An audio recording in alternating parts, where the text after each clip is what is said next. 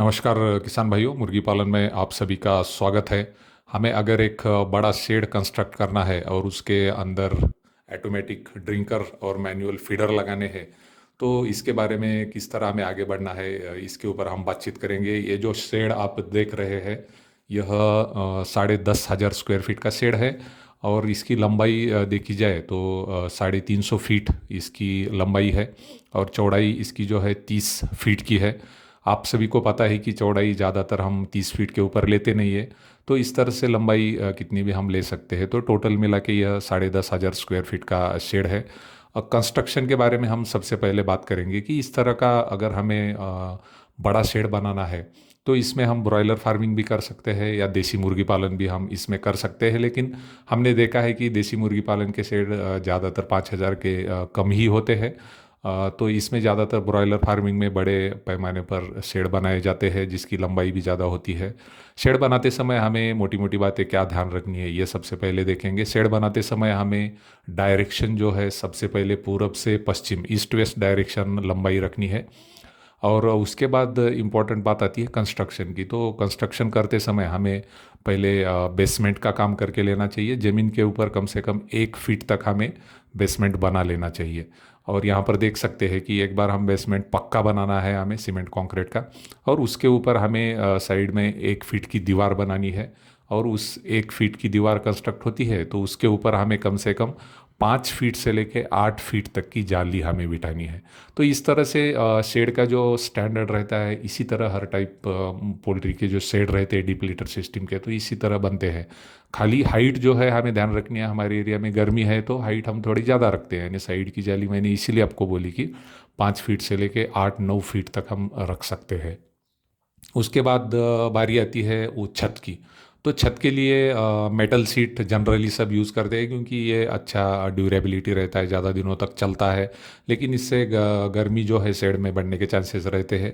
तो आजकल metal seat भी आई है जिसके ऊपर अच्छी कोटिंग रहती है, जिसके कारण टेम्परेचर जो है शेड के अंदर का कम रहने में मदद होती है। कलर चूज़ करते समय ध्यान रखना है कि मेटल सीट का कलर जो है वाइट या सिल्वर कलर हो तो शेड के अंदर गर्मी कम आती है। तो ये एक बात हमें ध्यान रखनी है। इस तरह शेड हम कंस्ट्रक्ट करके ले सकते हैं। और जनरली इसका खर्च अगर देखा जाए तो 250 रुपये से लेके 350 रुपये पर स्क्वायर फीट के हिसाब से यह खर्च आता है। तो जैसे कि 1,000 स्क्वायर फीट का शेड हमें बनाना है तो तकरीबन 2.5 लाख से लेके 3.5 लाख रुपये तक का खर्च आता है। क्योंकि इसमें सब स्टैंडर्ड मटेरियल जो है यूज़ हम करते हैं, तो यह खर्च हमें कंसीडर करना ही होता है।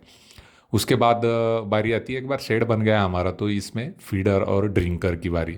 ड्रिंकर जनरली जब शेड बड़ा होता है तो ऑटोमेटिक ड्रिंकर, पानी की जो सिस्टम है हमारी वो ऑटोमेटिक होनी ज़रूरी है, क्योंकि इतने बड़े शेड में हम मैन्युअली पानी जो है हाथ से नहीं डाल सकते।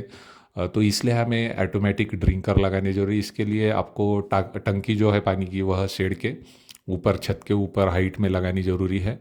तो इस तरह से या शेड के बाजू में भी आप टंकी बनवा के ले सकते हैं। सीमेंट वाली होगी या सिंटेक्स टाइप की जो टंकी आती है, इस तरह की टंकी। और इसको आपको खाली ऑर्डर करना है।